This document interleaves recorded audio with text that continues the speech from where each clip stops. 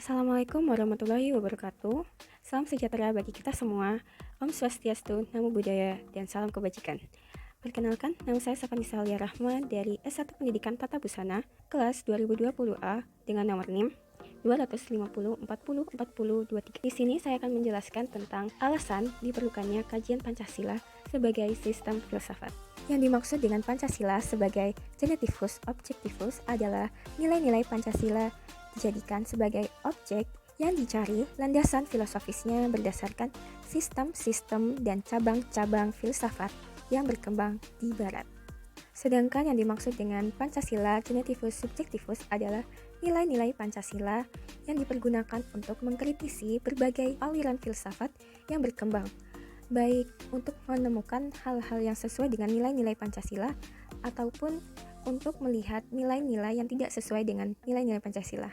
Nilai-nilai Pancasila tidak hanya dipakai sebagai dasar pembuatan peraturan perundang-undangan, tetapi juga nilai-nilai Pancasila harus mampu menjadi orientasi pelaksanaan sistem politik dan dasar bagi pembangunan nasional. Menurut Surjanto, fungsi dari Pancasila itu sendiri yaitu memberikan orientasi ke depannya, mengharuskan bangsa Indonesia selalu menyadari situasi yang sedang dihadapinya. Pancasila sebagai Genetivus Subjectivus memerlukan landasan pijak filosofis yang kuat untuk mencakup 3 dimensi, yaitu landasan ontologis. Ontologi menurut Aristoteles merupakan cabang filsafat yang membahas tentang hakikat segala yang ada secara umum, sehingga dapat dibedakan dengan disiplin ilmu-ilmu yang membahas sesuatu secara khusus.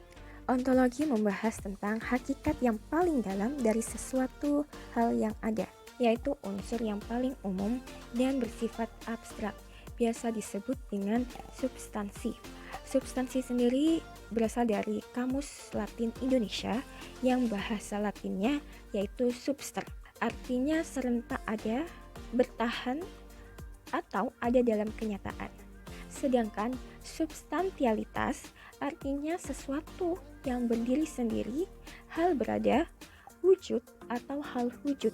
Ontologi menurut pandangan Becker adalah ilmu yang paling universal karena objeknya meliputi segala bagiannya yang ekstensif dan menurut segala aspeknya yang intensif. Lebih lanjut, Becker mengaitkan dimensi ontologi ke dalam Pancasila dalam uraian berikut, yaitu manusia adalah makhluk individu sekaligus sosial atau monodualisme yang secara universal berlaku pula bagi substansi infrahuman, manusia, dan Tuhan. Kelima sila Pancasila menurut Becker menunjukkan dan mengandaikan kemandirian masing-masing, tetapi dengan menekankan kesatuan yang mendasar dan keterikatan dalam relasi-relasi.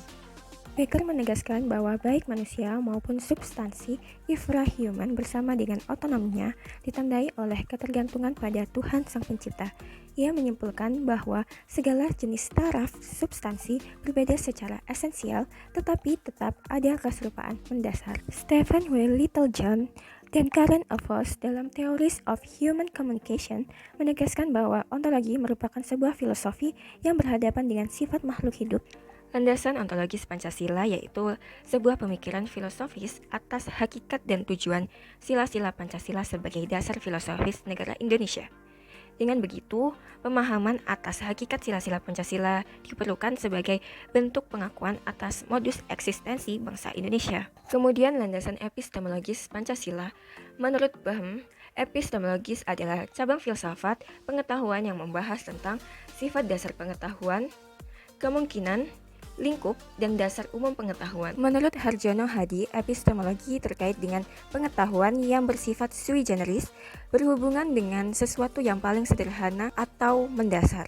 Namun Littlejohn dan Voss menyatakan bahwa epistemologi merupakan cabang filosofi yang mempelajari pengetahuan atau bagaimana orang-orang dapat mengetahui tentang sesuatu. Dapat disimpulkan landasan epistemologis Pancasila, artinya nilai-nilai Pancasila digali dari pengalaman atau empiris bangsa Indonesia kemudian disintesiskan menjadi sebuah pandangan yang komprehensif tentang kehidupan bermasyarakat, berbangsa, dan bernegara. Kemudian ada pula dengan landasan aksiologis Pancasila. Aksiologis berkaitan dengan masalah nilai atau value. Frondizi menegaskan bahwa nilai itu merupakan kualitas yang tidak real karena nilai itu tidak ada untuk dirinya sendiri. Ia memberikan pengemban untuk berada. Littlejohn and Fox mengatakan bahwa aksiologi merupakan cabang filosofis yang berhubungan dengan penelitian tentang nilai-nilai.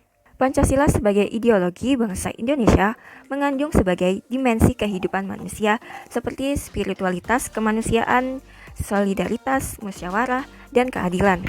Pancasila merupakan sumber nilai yang memberi aspirasi bagi rakyat Indonesia untuk memahami hidup bangsa dan negara secara utuh.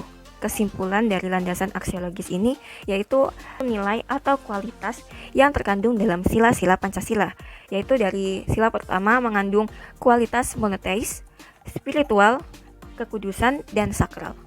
Sila kedua, kemanusiaan, mengandung nilai martabat harga diri, kebebasan, dan tanggung jawab. Sila ketiga, persatuan, mengandung nilai solidaritas dan kesetiakawanan.